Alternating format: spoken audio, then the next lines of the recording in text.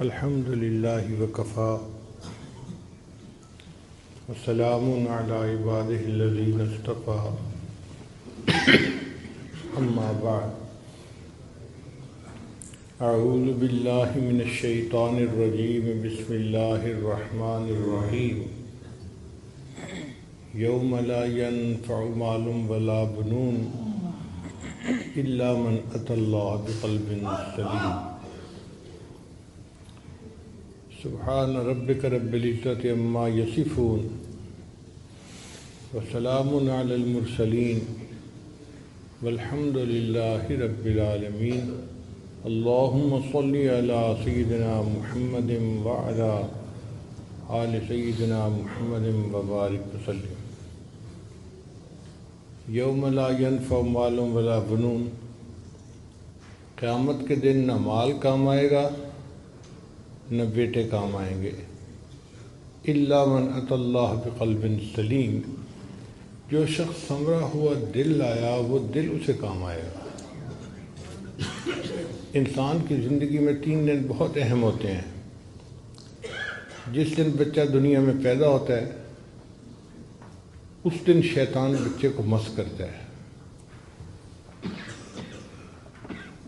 اگر کوئی نیک آدمی پاس ہو تو اس سے بچے کی تحنیک بھی کروانی چاہیے اور ایک کان میں اذان اور دوسرے میں اقامت بھی کروانی چاہیے، اس کی برکت ہوتی ہے بچے کو۔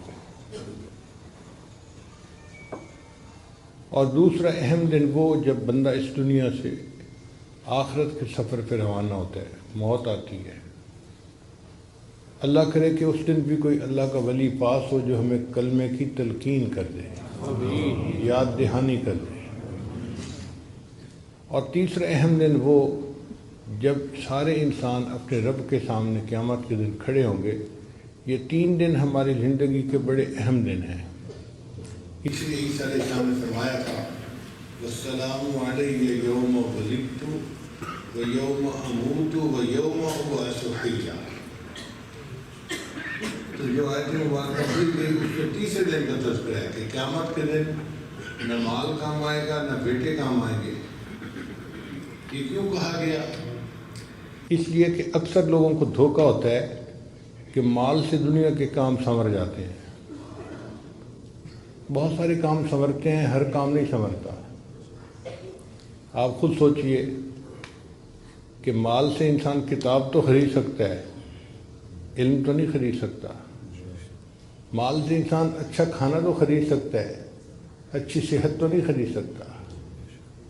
مال سے انسان کسی کی چاپلوسی کو تو خرید سکتا ہے، کسی کے دل کی محبت کو تو نہیں خرید سکتا۔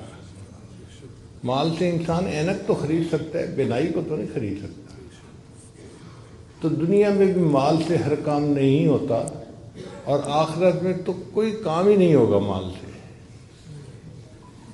اور کچھ لوگوں کو بیٹوں کا بھی بڑا ناز ہوتا ہے، میرے 5 بیٹے ہیں، ایک مجسٹریٹ ہے، ایک DCO ہے، ایک فلاں ہے، ایک فلاں ہے، ایک فلاں ہے۔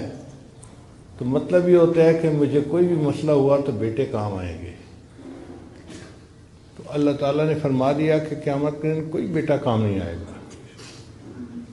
پھر سوال پیدا ہوتا ہے کہ کیا چیز کام آئے گی؟ اللہ فرماتے ہیں الا من اتی اللہ بقلب سلیم، جو شخص سنورا ہوا دل لایا وہ دل اسے کام آئے گا۔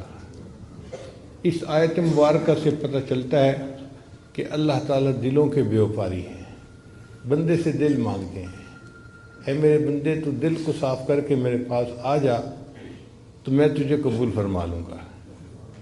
عجیب بات ہے، جس چہرے کو دنیا کے لوگ دیکھتے ہیں اسے ہم روز دھوتے ہیں،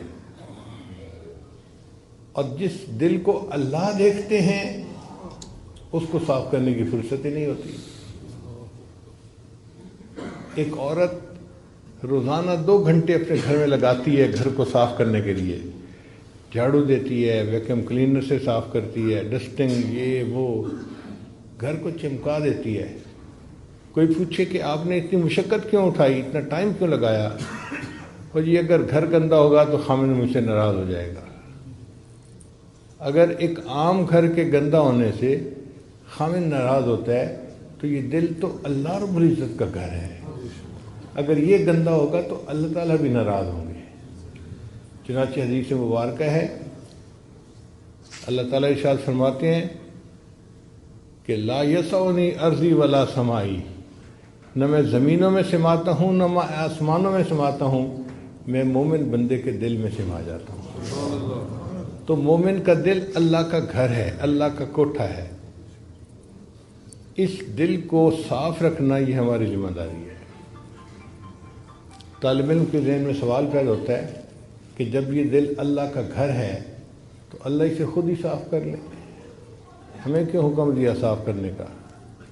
علماء نے جواب دیا کہ جب گھر کسی کو استعمال کے لیے کرائے پہ دیا جائے تو گھر کو صاف رکھنا مالک کی ذمہ داری نہیں ہوتی، کرایہ دار کی ذمہ داری ہوتی ہے۔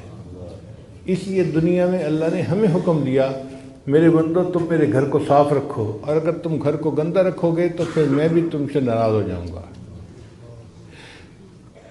یہ دل انسان کا عجیب ہے۔ نبی اسلام نے ارشاد فرمایا ان فی جسد بنی آدم لمضغہ، بنی آدم کے جسم میں گوشت کا ایک لوتھڑا ہے، اذا فسدت فسد الجسد کلو، جب وہ بگڑتا ہے تو پورے جسم کے اعمال بگڑ جاتے ہیں، اور جب وہ سنورتا ہے تو پورے جسم کے اعمال سنور جاتے ہیں۔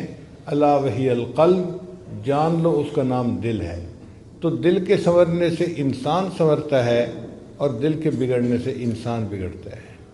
اس لیے ہمیں چاہیے کہ ہم اپنے دلوں پر محنت کریں اور اس کو سنواریں۔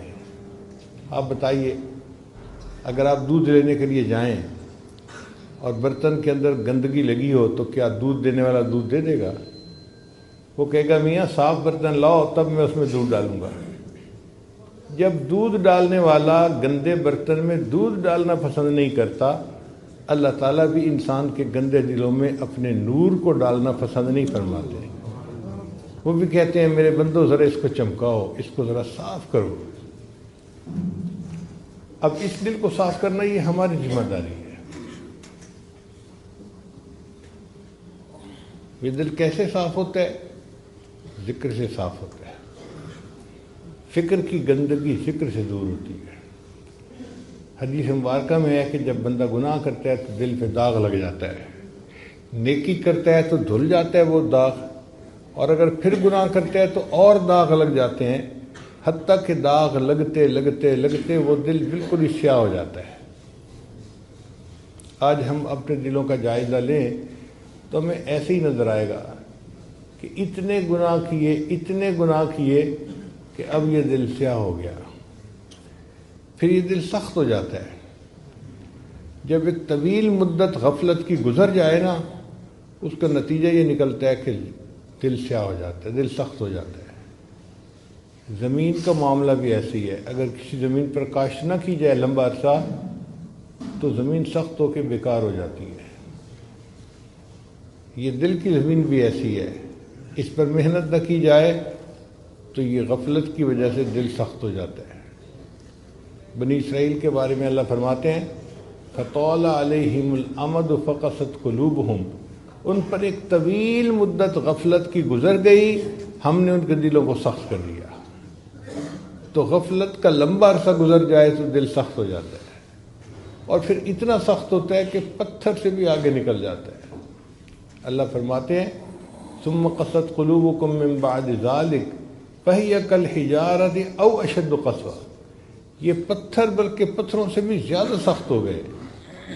اور پھر دلیل دی فَإِنَّ مِنَ الْحِجَارَةِ لَمَا يَتَفَجَّرُ مِنْهُ الْأَنْهَارُ، کہ پتھروں میں سے چشمے جاری ہو جاتے ہیں، اور بعض ایسے پتھر ہیں کہ جو اللہ کے خوف سے کانپ اٹھتے ہیں۔ وَإِنَّ مِنْهَا لَمَا يَهْبِطُ مِنْ خَشْيَةِ اللَّهِ، اے انسان جب تیرا دل پتھر ہوتا ہے یہ اللہ کے خوف سے نہیں کانپتا، یہ پتھروں سے بھی پرے پار ہو جاتا ہے، پتھر سے بھی زیادہ سخت ہوتا ہے۔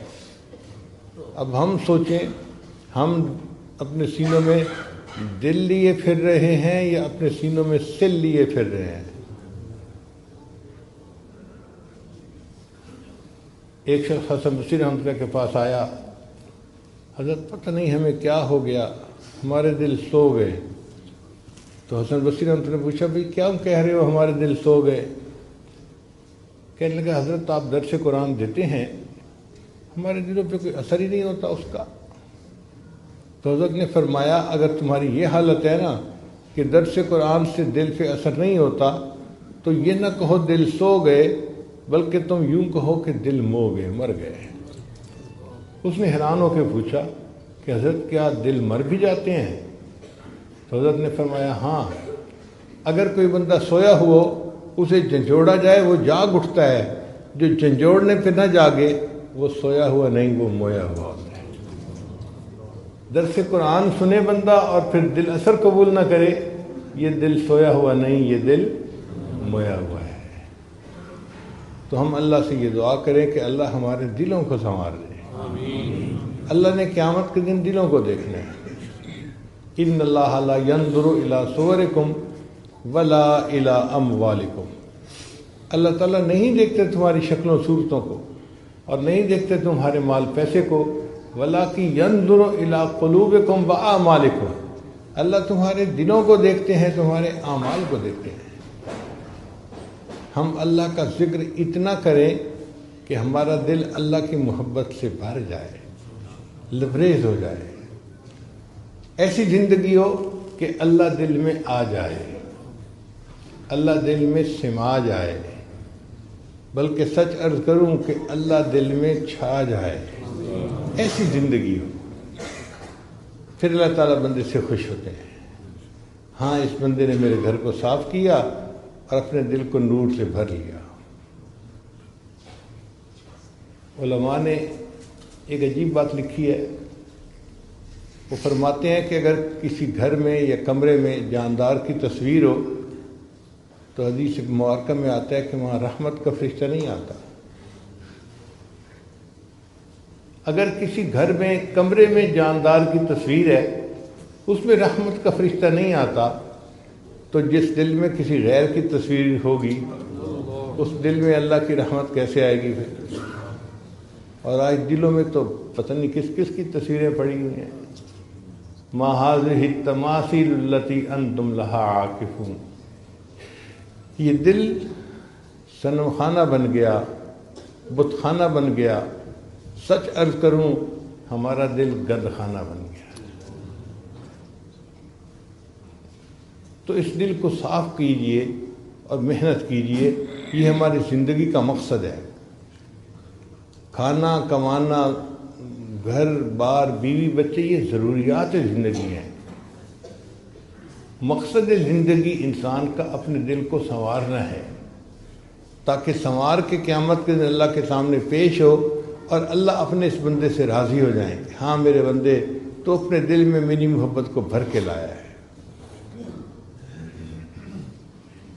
قرآن مجید میں اللہ تعالیٰ ارشاد فرماتے ہیں ان اللہ اشتری من المؤمنین انفسهم واموالهم بان لهم الجنہ، اللہ نے ایمان والوں سے ان کی جانوں اور مالوں کو جنت کے بدلے خرید لیا ہے۔ اب ذرا طالب علم توجہ فرمائیں کہ اللہ نے یہ نہیں فرمایا کہ میں نے مومن کے جان اور مال کے بدلے جنت کو بیچ دیا ہے، اس لیے کہ بیچنے کی دو صورتیں ہوتی ہیں، یا تو بندہ حاجت مند ہوتا ہے، مجبور ہو کے گھر بیچ دیا، گاڑی بیچ دی، پلاٹ بیچ دیا، یا پھر اس کو زیادہ فائدے کی توقع ہوتی ہے۔ 50 لاکھ کا پلاٹ خریدا تھا، 2 کروڑ قیمت لگے، چلو جی بیچ دیتے ہیں۔ اور یہ دونوں صورتیں اللہ کے بارے میں ممکن ہی نہیں، نہ اللہ کو کوئی حاجت ہے، نہ اللہ کو کسی سے فائدے کی توقع ہے، اس لیے اللہ تعالیٰ نے بیچنے کا لفظ ہی نہیں لگایا۔ اللہ کیوں بیچے بھائی؟ بات ہی اور طرح سے کی کہ میں نے جنت کے بدلے میں مومن کے جان اور مال کو خرید لیا ہے۔ اب بات تو سمجھ آ گئی کہ خریدنے کا لفظ کیوں کیا، لیکن طالب علم کے ذہن میں ایک اور اشکال پیدا ہوتا ہے کہ بھئی انسان کے پاس ذرا بھی پیسے ہو نا فالتو تو سب سے پہلی چیز جو وہ خریدتا ہے نا وہ اپنا گھر ہوتا ہے۔ سب سے پہلے گاڑی نہیں خریدتا یا کچھ اور نہیں خریدتا، گھر خریدتا ہے۔ جی کرائے سے جان چھوٹے، اپنا گھر ہونا چاہیے۔ تو جب اللہ تعالیٰ خریدنا چاہتے تھے تو دل کا تو کہیں تذکرہ ہی نہیں کیا۔ اللہ نے فرمایا کہ میں نے مومن سے ان کے جان اور مال کو جنت کے بدلے خرید لیا ہے، تو دل کا تذکرہ کیوں نہیں کیا؟ مفسرین نے اس کا بھی جواب لکھا انہوں نے فرمایا کہ اللہ نے کہا میرے بندے تیرا دل تو میرے لیے وقف ہو چکا، اور جو وقف کی جائیداد ہوتی ہے نا اس کی بیع و شراء کی اجازت نہیں ہوتی، وہ تو وقف ہے۔ اب دل تو تمہارا تھا ہی میرے لیے وقف، اس کے بعد تمہارے پاس جان اور مال بچا تھا، میں نے اس کو بھی جنت کے بدلے میں خرید لیا ہے۔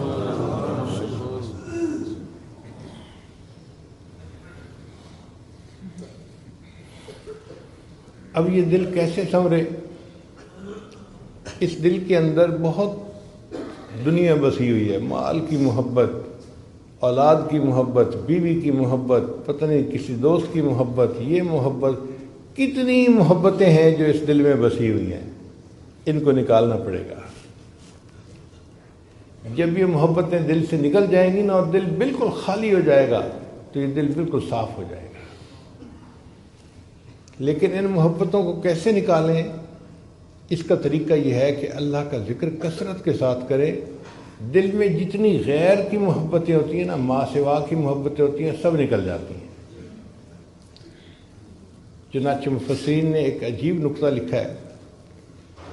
حضرت اقبال تھانوی رحمۃ اللہ اپنی تفسیر بیان القرآن میں لکھتے ہیں کہ قرآن مجید کی ایک آیت ہے، ان الملوک اذا دخلوا قریۃ افسدوها وجعلوا اعزۃ اہلها اذلہ۔ ملکہ بلقیس کو جب سلیمان السلام کا پیغام پہنچا تو اس نے اپنے ایم این اے جو تھے ان سے مشورہ کیا کہ مجھے کیا کرنا چاہیے، تو انہوں نے جواب دیا فانظری ماذا تأمرین، ملکہ صاحبہ قدم بڑھائیے ہم تمہارے ساتھ ہیں۔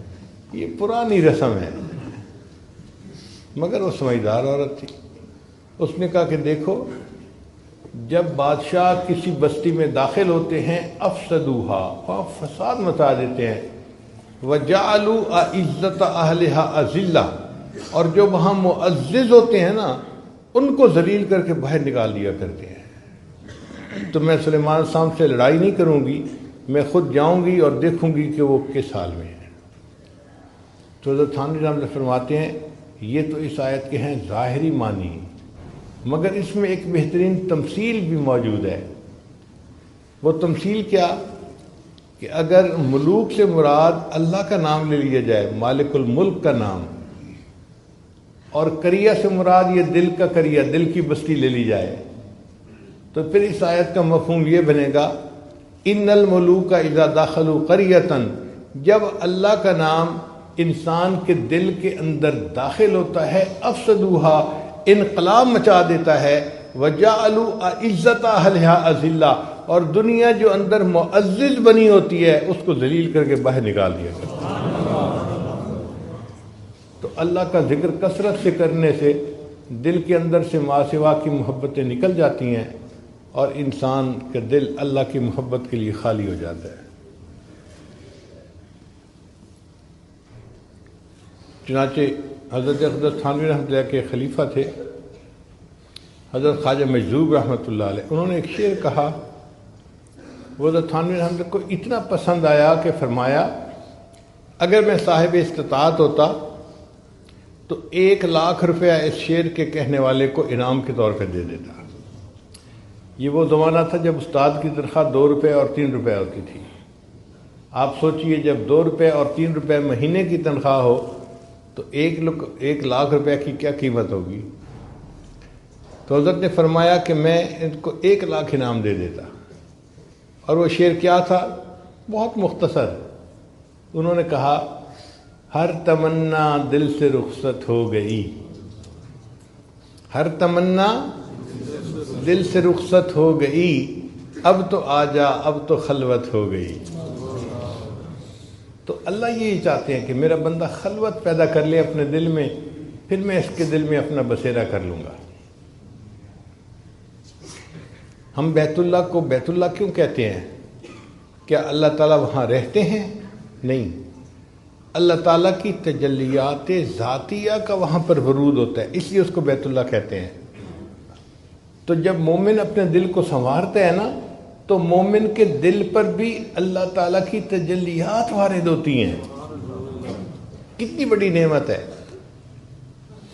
اور یہ چیز کوئی عام سی نہیں ہے، معمولی سی بات نہیں ہے، یہ اللہ کی بڑی نعمت ہے کہ کسی جگہ پر اللہ کی تجلی آئے۔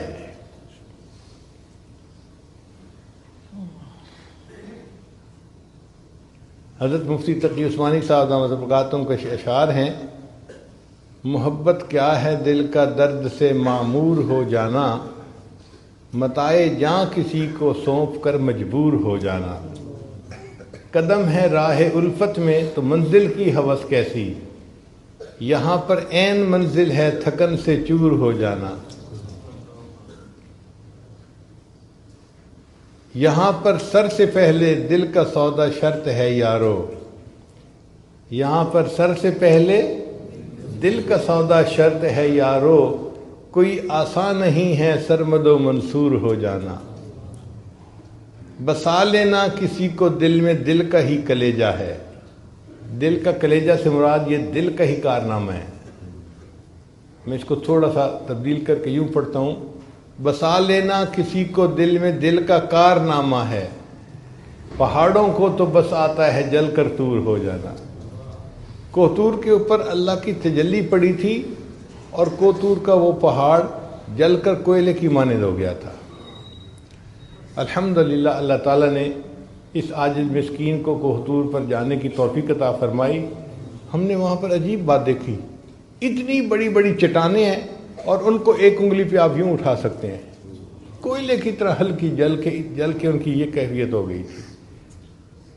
اس لیے کہتے ہیں کہ کوہتور جل کے سرما بن گیا تھا۔ جبل دکا اس کا یہ حال تھا۔ تو کوہتور کیوں جل گیا؟ اس لیے کہ وہ اللہ تعالیٰ کی تجلی کو برداشت ہی نہیں کر سکا۔ تو دیکھیں کوہتور اللہ کی تجلی کو برداشت نہیں کر سکا، لیکن انسان کا دل اللہ کی تجلی کو برداشت کر لیتا ہے تو انسان کا دل پھر کتنا عظیم ہوا۔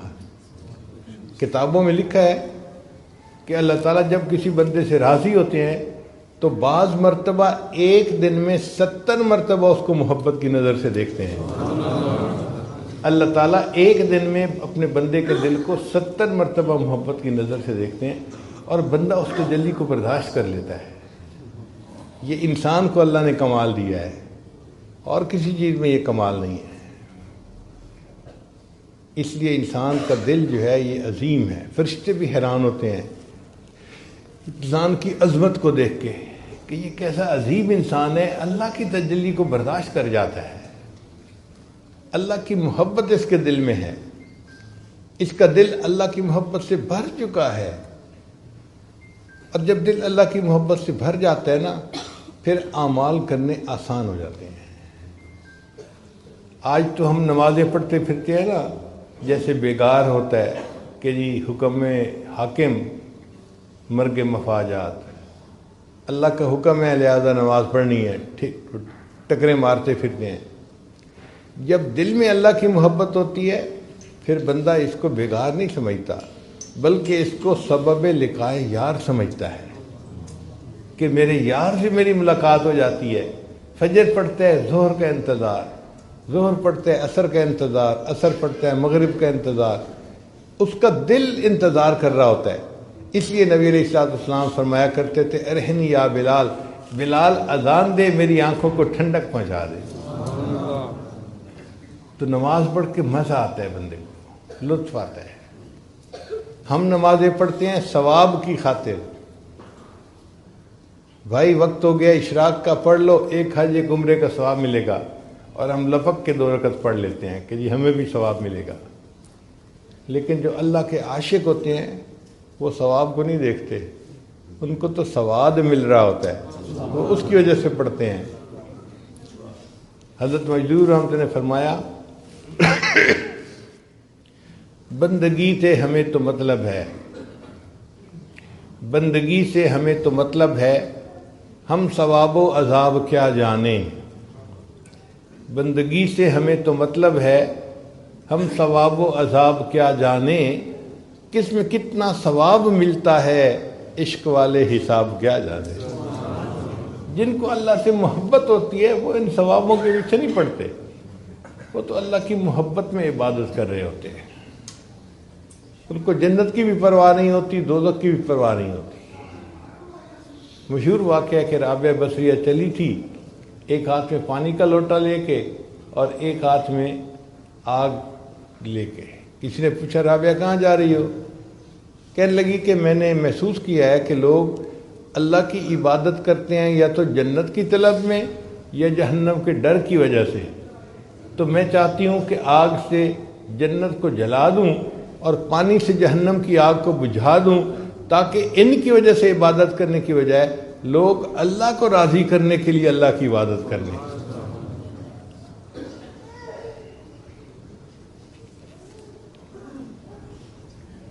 آج اگر کسی سے محبت ہو اس کو پھلوں کی ٹوکری بھیجنی ہو تو اس کو بھی گفٹ پیک کرواتے ہیں، حالانکہ پھلوں کی ٹوکری ہے، کوئی اتنی قیمتی بھی نہیں ہے، مگر گفٹ پیک اس لیے کرواتے ہیں کہ جب محبوب کے ہاتھ میں پہنچے تو اسے اچھی لگے۔ بالکل اسی طرح جب مومن کے دل میں اللہ کی محبت بھر جاتی ہے، وہ بھی اپنی نمازوں کو خشوع و خضوع کے ساتھ گفٹ پیک کر کے اللہ کے پاس بھیجتا ہے کہ میری یہ نماز اللہ کے پاس پہنچے تو میرے مالک کو پسند آ جائے۔ پھر انسان اعمال کرتا ہے اللہ کو راضی کرنے کے لیے۔ محبت عجیب چیز ہے۔ سیدہ صدیقہ رضی اللہ تعالیٰ عنہ بیٹھی ہوئی تھی اور کچھ ریال دھو رہی تھی، سکے تھے، دھو رہی تھی ان کو۔ نبی نے سامنے دیکھا تو فرمایا عائشہ تم یہ پیسے دھو کیوں رہی ہو؟ اے اللہ کے حبیب صلی اللہ علیہ وسلم، میں نے آپ کی مبارک زبان سے سنا ہے کہ جو بندہ اپنا مال اللہ کے راستے میں خرچ کرتا ہے تو سوالی یعنی مانگنے والے کے ہاتھ میں جانے سے پہلے وہ پیسے اللہ کے ہاتھ میں پہنچ جاتے ہیں۔ تو جب سے میں نے یہ سنا، میں نے جس پیسے کو صدقہ کرنا ہوتا ہے نا، میں اسے دھو دیتی ہوں تاکہ صاف پاک یہ پیسہ میرے اللہ کے ہاتھ میں پہنچے۔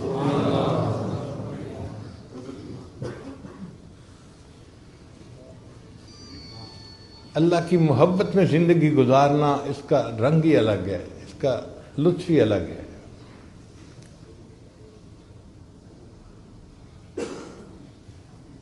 ایک نقطہ یہ بھی سمجھ لیجئے کہ محبت کی ابتدا بندے سے نہیں ہوتی، اللہ کی طرف سے ہوتی ہے۔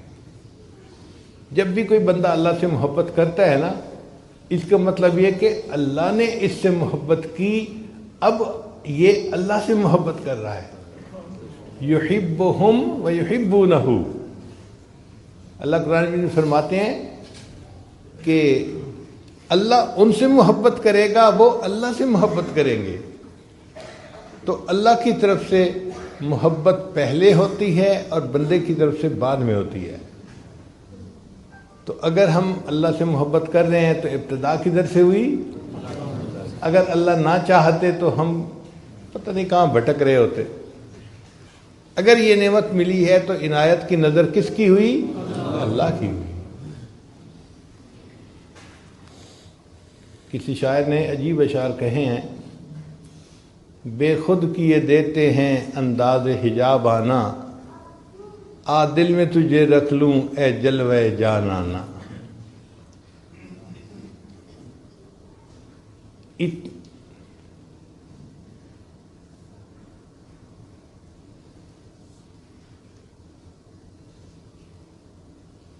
اے اہل کرم مجھ پر اتنا تو کرم کرنا، جب جان لبوں پر ہو تم سامنے آ جانا۔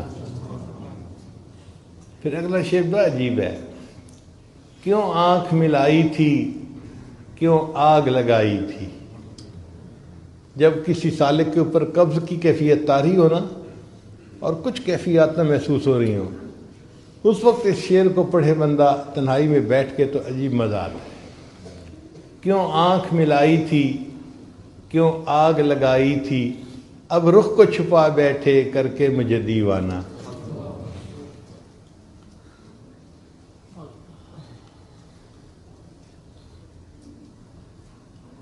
دنیا میں مجھے تم نے اپنا تو بنایا ہے، محشر میں بھی کہہ دینا یہ ہے میرا دیوانہ۔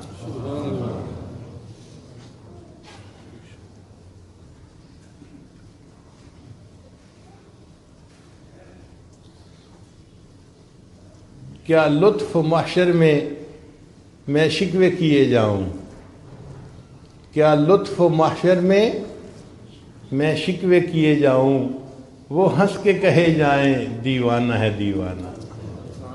اللہ کی ایسی محبت ہو کہ جب اللہ کے دربار میں پہنچیں تو اللہ بھی یہ کہہ دیں یہ میرا دیوانہ تھا، یہ مجھ سے محبت کرنے والا میرا بندہ تھا۔ ایسی اللہ کی محبت دل میں آ جائے۔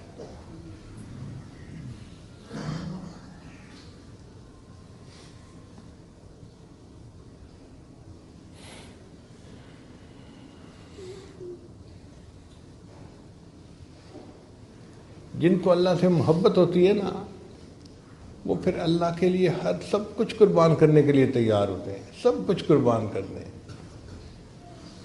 ان کے اوپر آزمائشیں آتی ہیں، مشقتیں آتی ہیں، لیکن وہ اس کو محبوب کی طرف سے عطیہ سمجھتے ہوئے خوش ہو کے قبول کرتے ہیں۔ ان کی زبان پہ شکوے نہیں ہوتے۔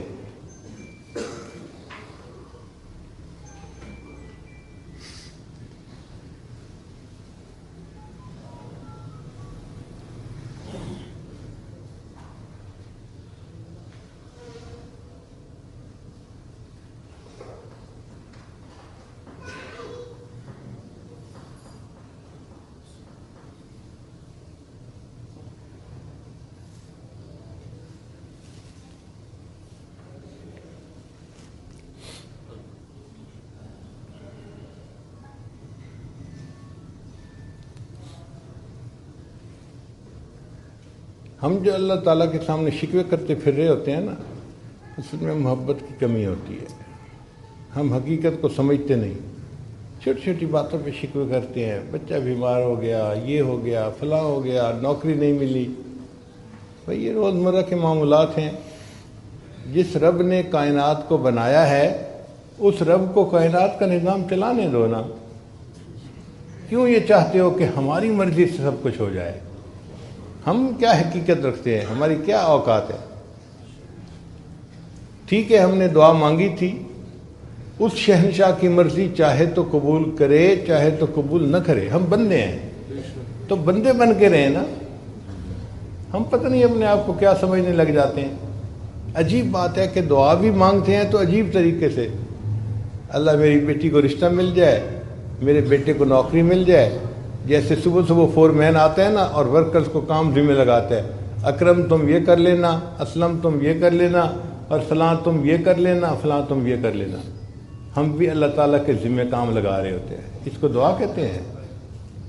دعا تو یہ ہوتی ہے کہ انسان عاجزی کے ساتھ اللہ کے سامنے سراپا سوال بن کے مانگ رہا ہو۔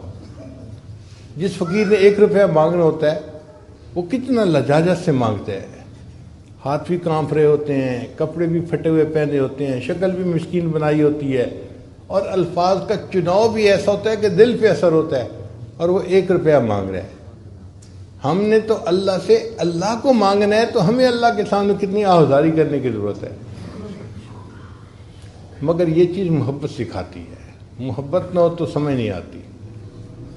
اس لیے اللہ تعالیٰ سے دعا مانگیں، اے اللہ ہمیں اپنی محبت عطا فرما دیجیے۔ نبی علیہ السلام نے دعا سکھائی، اللہم انی اسألک حبک، اے اللہ میں آپ سے آپ کی محبت کا سوال کرتا ہوں۔ آج ایسے نوجوان بہت نظر آئیں گے جو اللہ تعالیٰ سے گھر مانگتے ہیں، بیوی مانگتے ہیں، اولاد مانگتے ہیں، نوکری مانگتے ہیں۔ ایسے نوجوان بہت کم نظر آئیں گے جو رات کے اندھیرے میں اللہ کے سامنے بیٹھے رو رہے ہوں، اے اللہ میں آپ سے آپ ہی کو چاہتا ہوں، مجھے اپنی محبت عطا کر دیجیے، میرے دل کو اپنی محبت سے بھر دیجیے۔ اس طلب میں رکھنے والے نوجوان بہت کم ہیں۔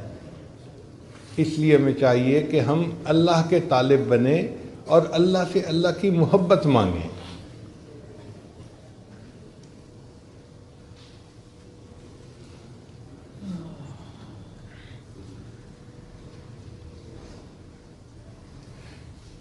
اردو کے چند اشعار تو میں نے آپ کو سنائے، اب میں آپ کو فارسی کے بھی چند اشعار سنا دوں۔ یہ اشعار ہیں امیر خسرو رحمۃ اللہ علیہ کے، لیکن کیا غضب کے اشعار ہیں کہ انسان حیران ہو جاتا ہے۔ جان ز تن بردی و در جانی ہنوز. اے محبوب آپ نے میرے بدن سے جان تو نکال دی اور خود میری جان بن کے رہ گئے. جان ز تن بردی و در جانی ہنوز درد ہا دادی و درمانی ہنوز. اے محبوب آپ نے مجھے درد تو عطا کی مگر اس کے درد کی دوا بھی تو آپ خود ہی ہیں. آشکارا سینام بے شگافتی. اے محبوب آپ کے پلکوں کے تیر نے میرے سینے کو چیر کے رکھ دیا. آشکارا سینام بے شگافتی ہم چنا در سینہ پنہانی ہنوز. اور اس چیرے ہوئے سینے میں اے محبوب آپ ہی تو چھپ کے بیٹھے ہوئے ہیں. ملک دل کر دی خراب از تیغ ناز. اے محبوب آپ نے ناز کی تلوار سے میرے دل کے ملک کو خراب کر دیا. خراب سے کیا مراد؟ پہلے دنیا کی محبت تھی، بیوی کی محبت تھی، فلاں کی محبت تھی، فلاں کتنی محبتیں تھیں، دل آباد تھا. تیرے ناز کی تلوار ایسی چلی کہ سب محبتیں دل سے نکل گئیں تو دل تو ویران ہو گیا نا. ملک دل کر دی خراب از تیغ ناز و اندری ویران سلطانی ہنوز. اور اس ویرانے میں اے محبوب ابھی بھی حکمرانی تو آپ ہی کی ہے تو یہ ویرانہ، لیکن اس ویرانے میں حکمرانی کس کی ہے؟ اور آخری شعر تو بہت ہی لاجواب ہے. فرماتے ہیں قیمت خود ہر دو عالم گفتئی. اے محبوب آپ نے اپنے وصل کی قیمت دو عالم رکھی ہے کہ دنیا اور آخرت کی کوئی خواہش نہیں ہونی چاہیے. قیمت خود ہر دو عالم گفتئی نرخ بالا کن کے ارزانی ہنوز. اے محبوب قیمت بڑھا دیجئے، آپ نے تو بہت سستی قیمت لگائی ہے، میں اس سے زیادہ قیمت دینے کے لیے تیار ہوں. تو جن کے دل میں اللہ کی محبت ہوتی ہے وہ تو اللہ کی خاطر سب کچھ قربان کرنے کے لیے تیار ہوتے ہیں. ان کا بس یہ دل چاہتا ہے کہ کاش اللہ کی محبت کرنے والوں میں ہمارا نام بھی شامل ہو جائے.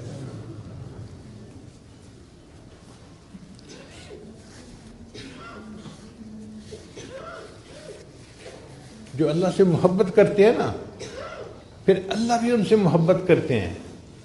اور حدیث پاک میں آتا ہے کہ اللہ فرشتوں کی محفل میں بیٹھ کر ان کا تذکرہ کرتے ہیں.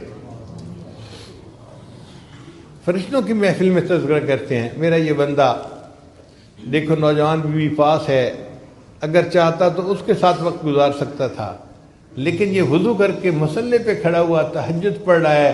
مجھے اس بندے کی محبت پہ بہت ناز ہے.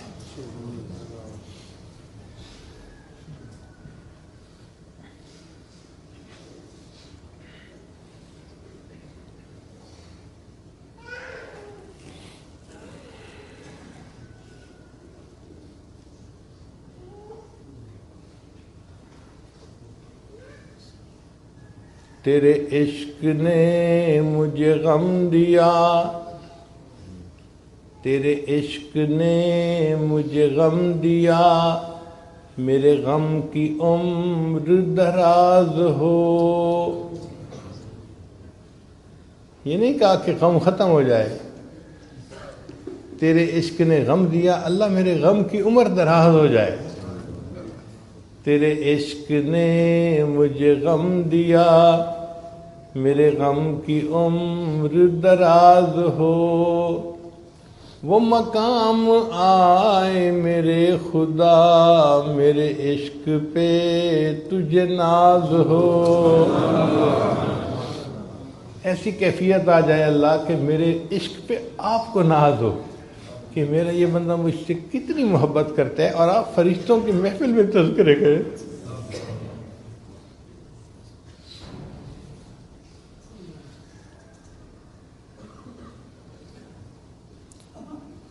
تو جب اللہ کی محبت دل میں بھر جاتی ہے تو بندہ ہر وقت اللہ کی محبت میں اپنا وقت گزارتا ہے. 24 گھنٹے اللہ کی محبت میں وقت گزارتا ہے.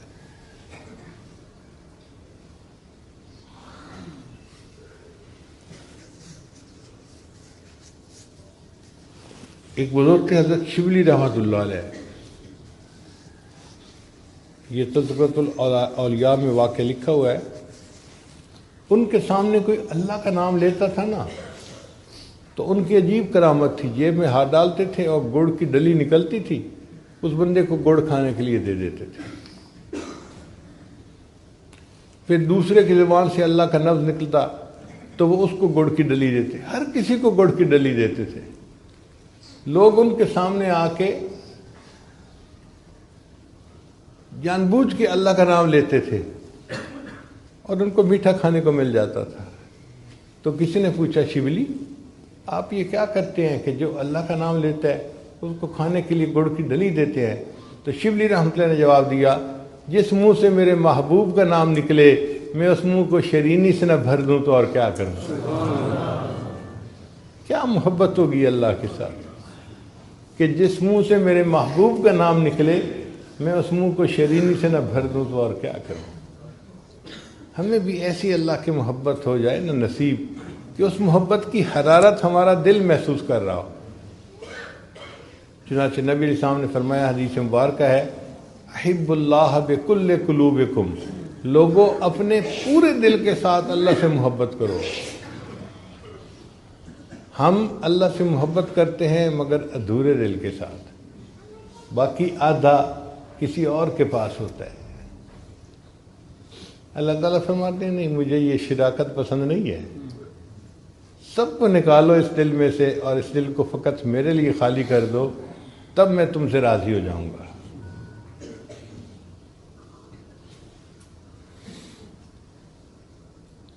ایک شاعر تھے، انہوں نے عربی زبان میں کچھ اشعار کہے اللہ کی محبت میں. اردو فارسی سن لی تو اب ذرا عربی بھی سن لیجئے.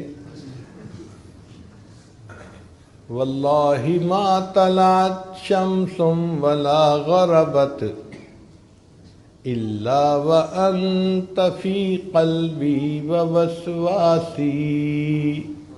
اے محبوب اللہ کی قسم نہ کبھی سورج طلوع ہوا نہ کبھی سورج غروب ہوا مگر میرے خیالوں میں تو ہی تو بسا ہوا تھا.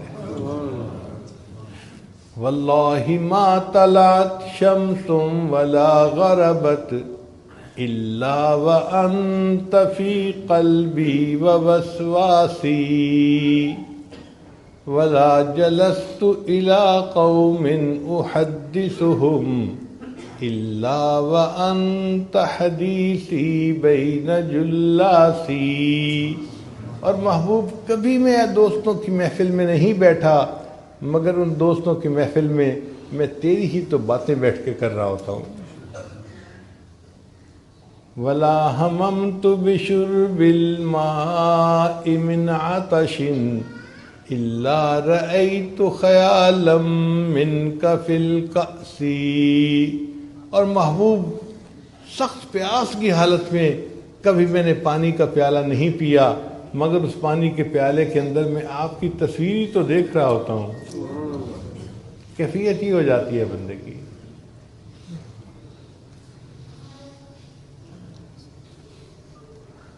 کاش کہ ہمیں بھی اللہ تعالیٰ کی یہ محبت ملے اور ہم بھی زندگی کے چند لمحے گزاریں اس محبت میں ڈوب کے.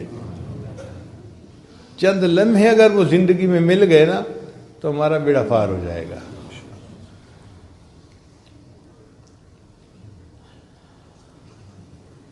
چنانچہ علماء نے لکھا ہے کہ اگر کوئی بندہ محبت کے ساتھ ایک مرتبہ اللہ کا نام لے، محبت کے ساتھ ایک مرتبہ اللہ کا نام لے، اس عمل کی وجہ سے یہ بندہ کبھی نہ کبھی جہنم سے نکال کے جنت میں بھیج دیا جائے گا. ایک مرتبہ جس نے زندگی میں محبت سے اللہ کا نام لیا.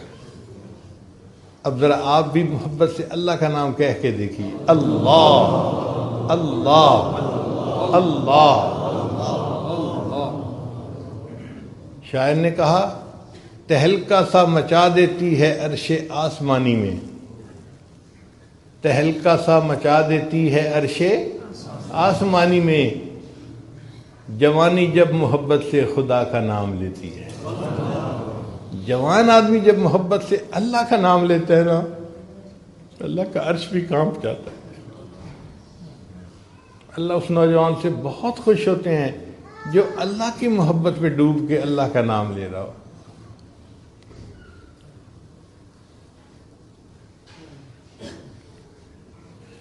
حضرت خواجہ غلام فرید رحمۃ اللہ علیہ کا پنجابی زبان کا کلام ہے، وہ بھی سن لیجئے۔ فرماتے ہیں ہور کہانی مول نہ بھاڑی، اور کوئی کہانی مجھے اچھی نہیں لگی۔ ہور کہانی مول نہ بھاڑی، الف ہی کو ہم بس وے میاں جی۔ اے میاں جی مجھے ایک اللہ کافی ہے، اس کے علاوہ کوئی کہانی مجھے اچھی نہیں لگتی۔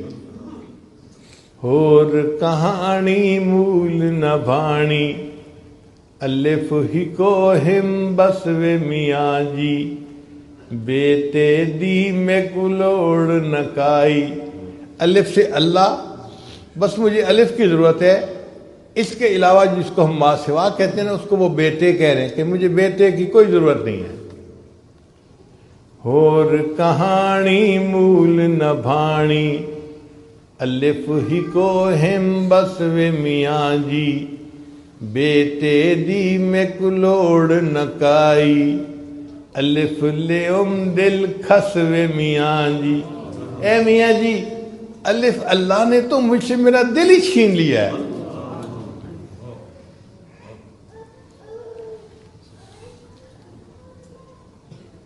عشقوں مول فرید نہ پھر سوں، اے غلام فرید میں اللہ کے عشق سے پیچھے نہیں ہٹوں گا۔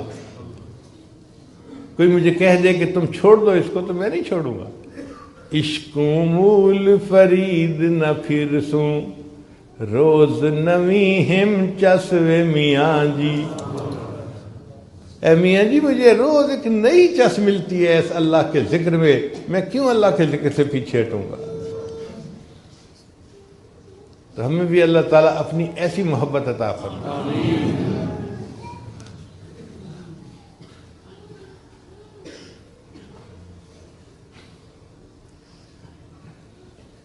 امام غزالی رحمۃ اللہ نے لکھا ہے کہ قیامت کے دن اللہ تعالیٰ ایک فرشتے کو فرمائیں گے اعلان کرو کہ مجھ سے محبت کرنے والے کہاں ہیں؟ تو فرشتہ اعلان کرے گا اللہ سے محبت کرنے والے عرش کے قریب ہو جائیں، تو کھربوں کھربوں کھربوں لوگ ہوں گے وہ اللہ تعالیٰ کے عرش کے قریب ہو جائیں گے۔ فرشتہ پوچھے گا بھئی تم اللہ سے محبت کرنے والے ہو، اس کی دلیل کیا ہے؟ وہ کہیں گے کہ ہم تو دنیا میں اللہ کی محبت میں زندگی گزارتے تھے، ہم جماعت میں وقت لگاتے تھے، ہم ذکر مراقبے کرتے تھے، ہم تو ختم نبوت کے لیے کام کرتے تھے، ہم تو فلاں کے لیے زندگی گزارتے تھے، پوری زندگی ہم نے اس لیے گزار دی، تو ہم تو اللہ سے محبت کرنے والے ہیں، اس لیے رات کے آخری پہر میں ہم اٹھ کے تہجد پڑھتے تھے اور اللہ کے سامنے دامن پھیلا کے بیٹھتے تھے، ایک ایک سنت پر محبت کے ساتھ عمل کرتے تھے۔ میں نے اپنے بیٹے کو حافظ بنایا، ایک بیٹے کو عالم بنایا، بیٹی کو عالمہ فاضلہ بنایا، پوری اولاد کو دین میں نے پڑھنے کے لیے لگا دیا، یہ میری اللہ سے محبت کی دلیل ہے۔ تو جب وہ یہ کہیں گے تو فرشتوں کو اللہ فرمائیں گے میرے فرشتوں یہ سچ کہہ رہے ہیں کہ انہوں نے اپنا سب کچھ دین کے لیے لگا دیا اور یہ میرے محبوب میرے انتظار میں، میرے دید کی انتظار میں یہ زندگی گزار کے آئے، اب ان کو کہہ دو کہ مجھے ان سے حساب لیتے ہوئے حیا آتی ہے، یہ جاؤ دنیا یہ جنت میں بلا حساب داخل ہو جائیں۔ تو جو اللہ سے محبت کرنے والے ہوں گے اللہ ان سے حساب کتاب نہیں لیں گے۔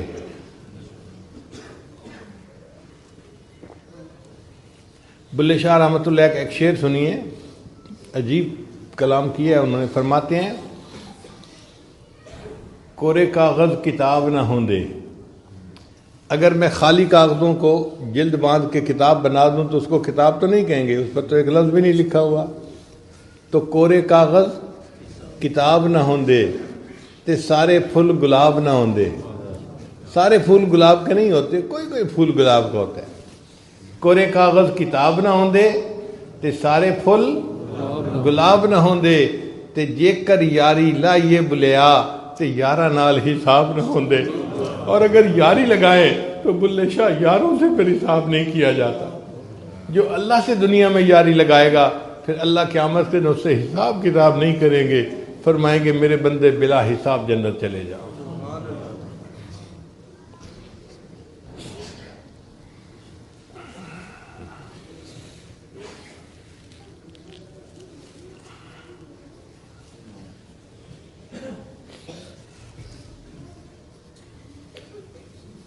مسجد کا جو نام ہے مسجد مولانا احمد علی لاہوری، تو یہ بزرگ بھی وہ تھے جو اللہ سے محبت کرنے والے ہیں۔ آج دیکھو اللہ نے ان کا نام بھی جو ہے نا وہ سلامت رکھا ہوا ہے، اور ان کا کام بھی سلامت رکھا ہوا ہے۔ ہم نے کتابوں میں پڑھا کہ حضرت لاہوری رحمۃ اللہ علیہ کثیر البکا تھے۔ کثیر البکا کا مطلب اللہ کا خوف غالب رہتا تھا اور بڑا جلدی آنکھوں سے آنسو آ جاتے تھے، بہت جلدی رو پڑتے تھے، تو کثیر البکا تھے۔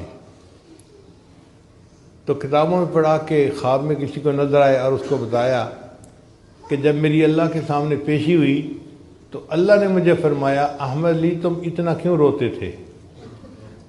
احمد علی تم اتنا کیوں روتے تھے؟ تو حضرت فرمان لگے کہ میں تو اور رونے لگ گیا کہ میں نے سوچا من نوقش فی الحساب فقد عذب، جس سے سوال جواب شروع ہو گیا وہ تو پھنس گیا، اور مجھ سے پوچھنا شروع ہو گئے ہیں کہ تو کیوں روتا تھا، تو میں اور رو پڑا۔ تو اللہ نے فرمایا احمد علی تم آج بھی رو رہے ہو، آج تو تمہارے انعام کا دن ہے، ہم نے تمہاری بھی بخشش کر دی، اور جس قبرستان میں تمہیں دفن کیا گیا قبرستان کے سارے موتا کی بخشش کر دی۔ تو اللہ سے محبت کرنے والا بندہ جس قبرستان میں دفن ہو جائے قبرستان کے تمام مردوں کی بخشش کا ذریعہ بن جاتا ہے۔